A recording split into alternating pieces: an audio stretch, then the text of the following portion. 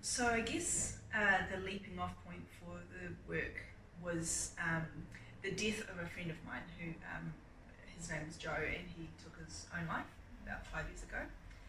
And I guess around 6 months after that had happened, I realised that I kind of had to make a work somehow based around that loss, but also ideas of loss in general. And that was 5 years ago, and I kind of have been kicking it around since. And it wasn't really until the start of this year that I realised what the rest of the show is or should be. So I had that kind of start point, and because Joe's death kind of coincided with me sort of growing into parenthood. I think Sunny was 1 at the time, and so sort of still figuring that out, and also quite a unsettled time as I kind of navigated that, and also like hurtling through my 30s, and also, you know, coming up against some of my own like darker phases or thoughts or sort of mental health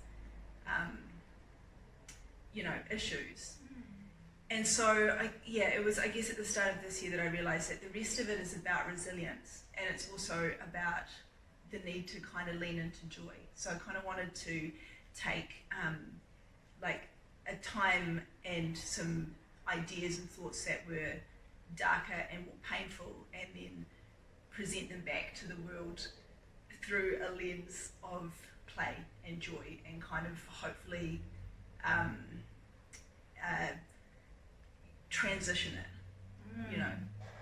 And also, like, I think that I'm not so keen on taking an audience to a really dark place and then leaving them just sort of there to sort of flounder and sort of find their way out. Like, I'm more interested in offering up those ideas in a joyful way, so that they can think about them or be with them, but also feel kind of safe and uplifted in a way. Awesome. Too. Yeah. I think resilience is a really key word, particularly when you draw the line between suicide or loss and parenting. Yeah. Because I don't know about you, but really that is something that I have developed so much as a parent, is my resilience to be patient, to let go of the things that I need to do in life, and all of the sacrifices that you sort of make as a parent. Yeah.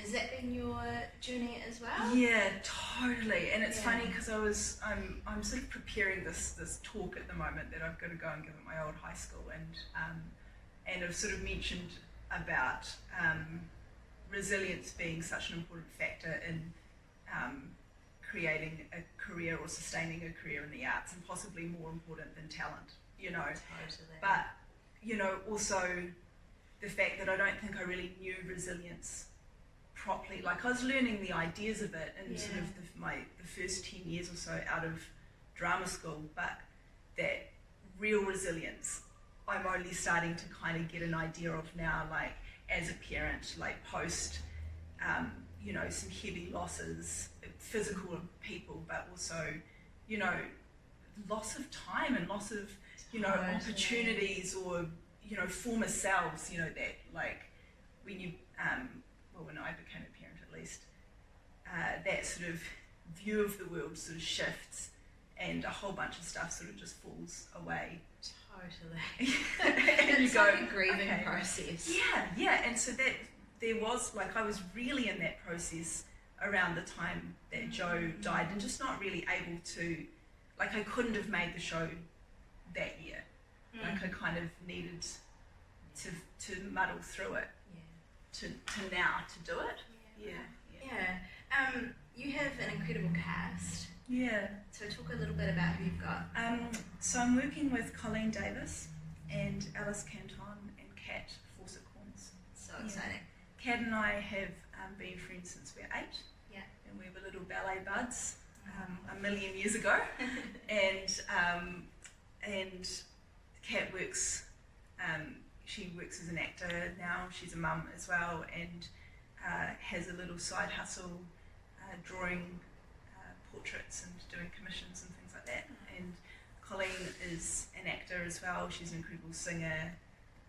She sings under the name Coco Davis. And Alice is an actor. She's a maker, a facilitator as well. And we're all in our 30s. Kat and I are the same age. I think we're the oldest, but we're all sort of in our 30s, and I feel like have interesting experience, life experience to kind of bring to it. Totally. Yeah.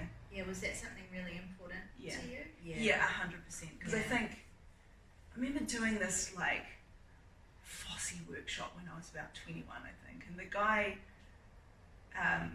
like the only thing that really stuck with me about it was the guy asking us how old we were, and there was a couple of women who were in their 30s, which like 35, which seemed really old to me. I was like 21, like, oh, good on them for having a go. And still going. I know.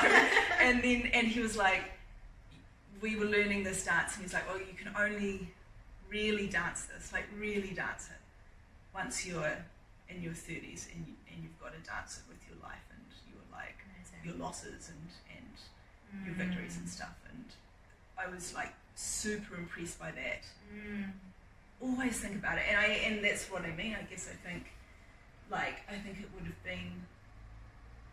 I don't think I could make this work or perform it when I was in my 20s. Not to say that people at that age don't make amazing work, because they do, and they do incredible things. Even younger, teenagers do amazing things, and I am blown away by people all the time. But I think there's something that I'm particularly interested in to do with how people move with their life, with what they know and what they've learned and the way they feel. Absolutely. Oh, that's really exciting. That actually made me just think about sort of what Tempo Dance Festival does or can do moving forward to really empower or activate mid-career artists, because I think that's a huge sort of gap in the sector in terms of support. So that's right. I think so. Yeah, it's really, really cool. You have a really varied background as a performer. So you trained as an actor, and you've danced since you were little, and you also make costumes, and you're a crafty maker. So I'm really excited to sort of see what sort of form the work takes. Is it going to be a mixture of many different styles of moving and performing? I think so. I think what I used to sort of see as a sort of a negative about sort of leaving my sort of my formal dance training behind as a teenager. It's like, I don't, I didn't take this to a deeper level in terms of like tertiary training and that kind of thing. But I think one of the benefits is that I don't really have like any hang-ups. These hang-ups of form over. So it will. I think it will be a mix. I start from quite a visual place, and I like making images, and the aesthetic is super important to me. And as you say, I like to make things, and that's build things, physically. So I think like my theatre-y sensibilities will always sneak their way in there, and I kind of feel like, and I don't sort of mean this in like I need sort of validation for other people to say I'm a dancer, but I don't really feel like I'm a dancer. I sort of feel like I'm an actor or a maker, sort of fiddling around in a dance kind of context. And I'm feeling much more comfortable about that as I get older, for sure. Cool. Is there anything that you want people to know about the show before they come to it? Is there anything we should know?